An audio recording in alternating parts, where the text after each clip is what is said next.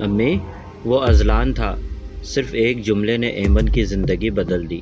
کیا اذلان واقعی رشتہ لے کر جائے گا؟ کیا ایمن کی محبت کو گھر والوں کی منظوری مل جائے گی؟ اور کیا سالم اب واقعی منصا سے محبت کرنے لگا ہے؟ امی، اس کے منہ سے یہی الفاظ نکلے جو اذلان بھی سن چکا تھا۔ تسلیم بیگم غصے بھری نظروں سے اسے دیکھتی اس کی طرف بڑھیں۔ یقیناً وہ اس کی ساری باتیں سن چکی تھی۔ ایمن، ایمن، اذلان ایمن کو آوازیں دینے لگا، لیکن وہ جواب دینے سے قاصر تھی۔ اپنی امی جو کہ غصے سے اپنی طرف آتے دیکھ کر ڈر کے مارے اس کے ہاتھ سے موبائل چھوٹ کر زمین پر گرا اور آف ہو گیا۔ کال بند ہو جانے کی وجہ سے اذلان کی پریشانی اور زیادہ بڑھ گئی تھی۔ اس نے پریشانی کے عالم میں بالوں میں ہاتھ پھیرا اور تیزی سے سوچنے لگا، لیکن اس وقت کچھ نہیں کر سکتا تھا۔ کون تھا فون پہ؟ تسلیم بیگم اب اس تک پہنچ کر اس کا بازو جھنجوڑے پوچھ رہی تھی۔ امی کوئی نہیں تھا، ایمن نے رونی صورت بنائے جھوٹ بولا۔ چٹاخ! ایک زناٹے دار تھپڑ ایمن کے منہ پر پڑا، جس سے اس کے کان کا پردہ تو ہل ہی چکا تھا۔ اس کا دماغ بھی ایک لمحے کے لیے سن ہو گیا۔ اسی لیے ہم نے تم پر یقین کر کے تمہیں نوکری پر بھیجا تھا، تاکہ تم یہ گل کھلاؤ، وہ اونچی آواز میں اس سے کہتی اس کا بازو پکڑ کر اسے کھینچ کر نیچے لے جانے لگی۔ ایمن مسلسل روتے ہوئے مزاحمت کر رہی تھی، لیکن تسلیم بیگم پر اس کا کوئی اثر نہیں ہو رہا تھا۔ ایمن کے کمرے میں پہنچ کر انہوں نے اسے بیڈ پر پٹخا اور دروازہ بند کر کے اس کی طرف آئیں۔ اب بتاؤ، کون تھا فون پر؟ انہوں نے بلند آواز میں پوچھا۔ امی، وہ روتی جا رہی تھی، لیکن اس ڈر سے کچھ نہیں کہہ رہی تھی کہ کہیں اذلان کو اس سے دور نہ کر دیا جائے۔ میں تو تمہیں سمجھدار سمجھتی تھی، مجھے کیا پتا تھا کہ تم یہ چاند چڑھا دو گی؟ اگر پتا ہوتا تو کبھی تمہیں نوکری پر نہ بھیجتی۔ صدمے سے بولتے بولتے انہوں نے سانس لی اور اپنی بات جاری رکھتے ہوئے بولی، اگر تمہارے بابا کو پتہ چل گیا نا تو انہوں نے ہم دونوں کو گھر سے نکال دینا ہے۔ وہ دانت پیس کر غصیلی نظروں سے اسے دیکھ رہی تھی۔ اوپر سے ایمن کی چپ انہیں اور غصہ دلا رہی تھی۔ چپ کیوں ہو تم؟ بتاؤ کون تھا فون پر؟ وہ اسے کندھوں سے پکڑ کر جھنجھوڑتے ہوئے بولی۔ امی، اذلان تھا۔ اس نے بمشکل یہ الفاظ ادا کیے، جسے سن کر تسلیم بیگم ایک لمحے کے لیے سوچ میں پڑ گئیں، جیسے اذلان نام کے کسی فرد کو یاد کر رہی ہوں۔ کون ہے یہ اذلان؟ کچھ یاد نہ آنے پر انہوں نے پوچھا۔ وہ جو اس دن ہاسپٹل میں آیا تھا اور ہماری ہیلپ بھی کی تھی، ایمن نے اٹک اٹک کر جملہ مکمل کیا۔ اس کی بات سن کر تسلیم بیگم کے چہرے پر حیرانی کے تاثرات آئے۔ اچھا، تو وہ اس لیے ہماری مدد کر رہا تھا؟ میں بھی کہوں، اس زمانے میں کون اتنا اچھا آ گیا ہے کہ بغیر کسی غرض کے مدد کر دے؟ نہیں امی، اس وقت ایسی کوئی بات نہیں تھی، انہوں نے بغیر کسی غرض کے ہی مدد کی تھی، ایمن نے اذلان کی حمایت میں بولتے ہوئے کہا۔ تسلیم نے سپاٹ نظروں سے اسے دیکھا، جو اسے چپ لگانے کے لیے کافی تھی۔ کیوں بات کرتا ہے وہ تم سے؟ ہاں، اور تم کیوں اس سے بات کرتی ہو؟ وہ اب اس کے پاس بیٹھی حاکمانہ انداز میں پوچھ رہی تھی۔ امی، وہ ہم دونوں ایک دوسرے کو پسند کرتے ہیں، ایمن نے جملہ مکمل کر کے سر جھکا لیا۔ تسلیم بیگم کے چہرے پر حیرانی کے تاثرات اور زیادہ گہرے ہو چکے تھے۔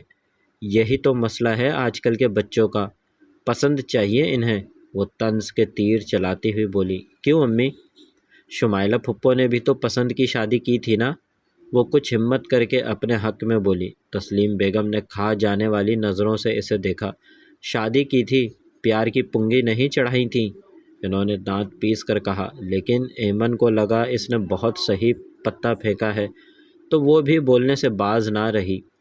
امی، وہ بھی تو مجھ سے شادی کرے گا۔ اچھا؟ تسلیم بیگم اب اسے گھور رہی تھی۔ تو کہو اس سے، اتنا ہی پیار ہے تم سے تو رشتہ بھیجے تمہارا۔ ایسے بغیر کسی رشتے کے کسی غیر مرد سے تمہیں بات کرنے کی اجازت نہیں دے سکتی میں۔ یہ کہہ کر وہ منہ پھیر کر بیٹھ گئی۔ ان کی دبی دبی رضامندی پر ایمن خوش ہوتے ہوئے اٹھی اور انہیں بغیر کچھ کہے باہر چلی گئی۔ چھت پر پہنچ کر اس نے اپنا موبائل زمین سے اٹھا کر آن کیا۔ خوش قسمتی سے اس کا موبائل ٹوٹنے سے بچ گیا تھا۔ جیسے ہی موبائل آن ہوا اس نے اذلان کو کال ملائی۔ اذلان پریشانی سے بالوں میں ہاتھ پھیرتے لاؤنج میں بیٹھا تھا۔ اس کا دماغ یہ سوچ سوچ کر پھٹا جا رہا تھا کہ پتہ نہیں ایمن کے ساتھ کیا ہوا ہوگا، اور وہ کچھ کر بھی نہیں سکا۔ وہ بھی اسی پریشانی میں بیٹھا تھا کہ اس کا موبائل بجنے لگا۔ ایمن کا نام دیکھ کر اس نے جلدی سے کال پک کر کے فون کان سے لگایا۔ ایمن، تم ٹھیک تو ہو؟ اس کی پریشانی بھری آواز فون سے ابھری۔ اسے اپنے لیے اتنا فکر مند ہوتا دیکھ کر ایمن کے چہرے پر مسکراہٹ آئی۔ جی ٹھیک ہوں، اس نے مہذب لہجے میں بس اتنا ہی کہا۔ اس کی یہ بات سن کر اذلان نے سکون کی سانس لی۔ تمہاری امی نے کیا کہا تم سے؟ کچھ خیال آتے ہوئے وہ بولا، امی چاہتی ہیں آپ میرا رشتہ لے کر میرے گھر آئیں، تب انہیں ہماری محبت کے سچے ہونے پر یقین آئے گا، ایمن نے نارمل انداز میں کہا۔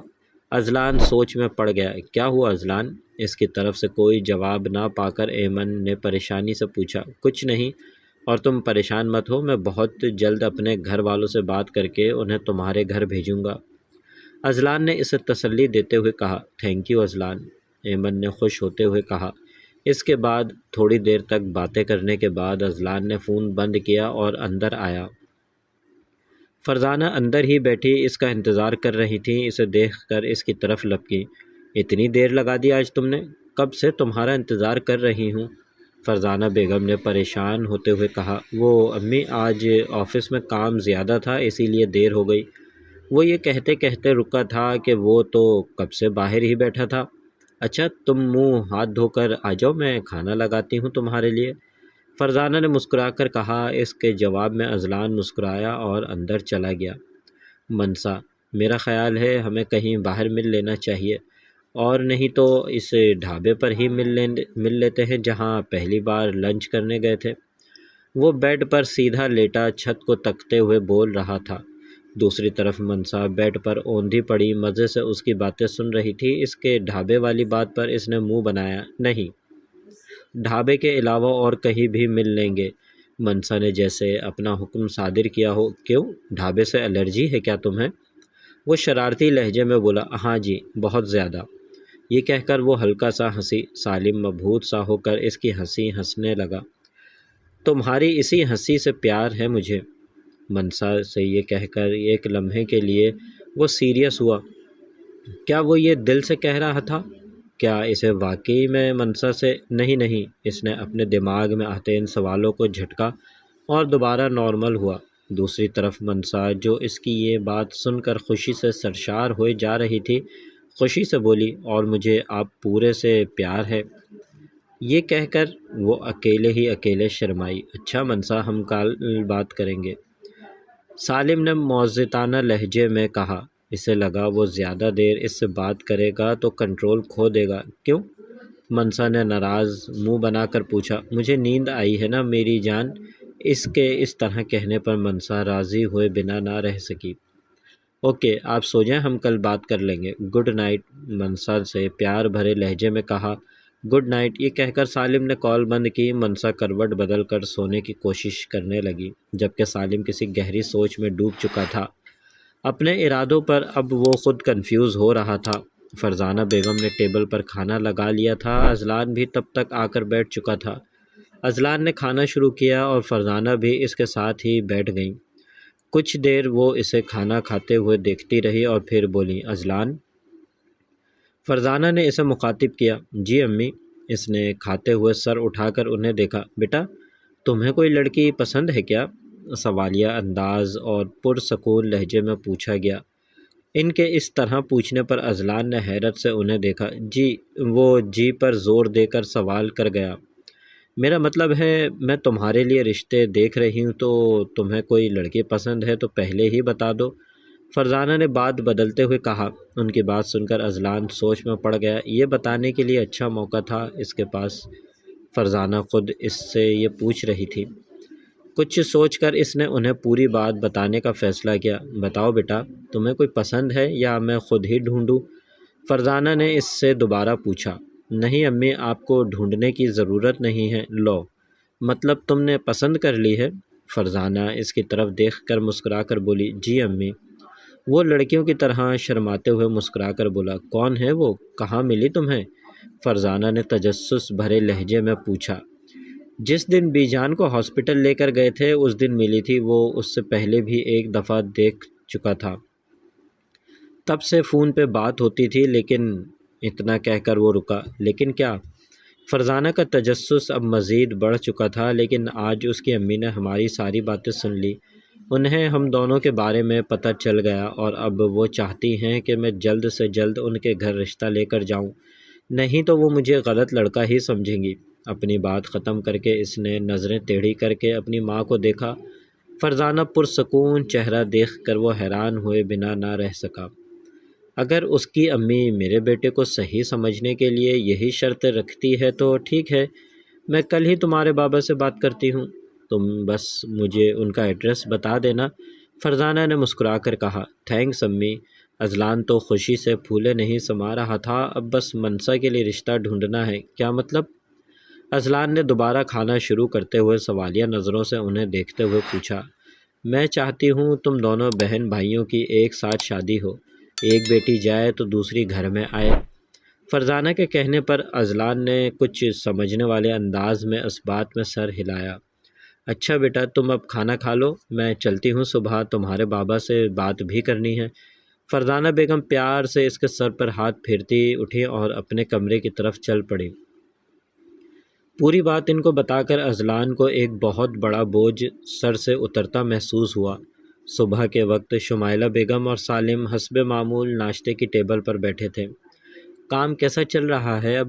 شمائلہ نے بات شروع کی۔ بہت اچھا چل رہا ہے امی، اب کوئی مسئلہ نہیں ہے، سالم نے ناشتہ جاری رکھتے ہوئے جواب دیا۔ چلو یہ تو اچھی بات ہے، اب کچھ وقت اپنی ماں کو بھی دے دیا کرو، پہلے تو کام کا بوجھ تھا نا تم پر، شمائلہ نے ممتا بھرے لہجے میں کہا۔ جی امی، کیوں نہیں، سالم نے مسکرا کر کہا۔ ابھی وہ یہی باتیں کر رہے تھے کہ سالم کا فون بج اٹھا۔ وہ سر ہلا کر شمائلہ سے ایکسکیوز کرتا وہاں سے اٹھا۔ شمائلہ نے حیرانی سے اسے جاتے دیکھا۔ ہیلو، کال پک کر کے اس نے میٹھے لہجے میں کہا، کہیں باہر جانے کی بات کر رہے تھے آپ؟ پھر کہاں کا ارادہ ہے؟ منسا فوراً مدعے کی بات پر آئی، وہاں جائیں گے تو پتہ چلے گا، پہلے تو نہیں بتاؤں گا، سالم نے اسی کے لہجے میں کہا۔ اچھا جی، سیکرٹ ہے؟ منسا نے ہلکی آواز میں رازداری دکھاتے ہوئے پوچھا۔ ہاں جی، سالم نے مسکرا کر کہا۔ اچھا چلے، آپ آفس پہنچے، میں بھی آفس کے لیے نکل رہی ہوں، وہیں بات ہوتی ہے۔ اوکے۔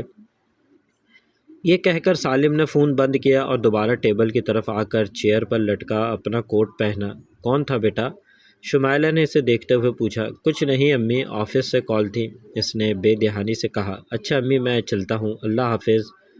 اذلان نے مسکرا کر انہیں کہا۔ اللہ حافظ، انہوں نے بھی مسکرا کر جواب دیا۔ ان کا جواب سن کر سالم گھر سے باہر چل پڑا۔ فرزانہ بیگم اور فخر صاحب اپنے کمرے میں موجود تھے۔ فخر صاحب آفس کے لیے تیار تھے اور فرزانہ انہیں کوٹ پہنا رہی تھی۔ ایک بات کرنی تھی آپ سے، فرزانہ نے کوٹ پہناتے ہوئے کہا۔ ہاں بولو، میں سن رہا ہوں۔ فخر صاحب نے کوٹ پہن کر سیدھے کھڑے ہو کر شیشے میں دیکھتے کہا، اذلان کے لیے ایک لڑکی دیکھی ہے، اس کے لیے رشتہ لے کر جانا ہے، تو آپ کو بھی میرے ساتھ چلنا ہوگا اور بی جان سے بھی آپ ہی بات کریں گے۔ فرزانہ نے ایک ساتھ کئی باتیں کہہ ڈالیں۔ فخر صاحب نے مڑ کر انہیں دیکھا۔ خاندان سے باہر ہے کیا؟ ہاں، اور سب سے بڑی بات اذلان کی پسند ہے۔ فرزانہ بیگم نے صفائی دی۔ لیکن بیگم، فخر صاحب نے کچھ کہنا چاہا جب فرزانہ نے انہیں روکا۔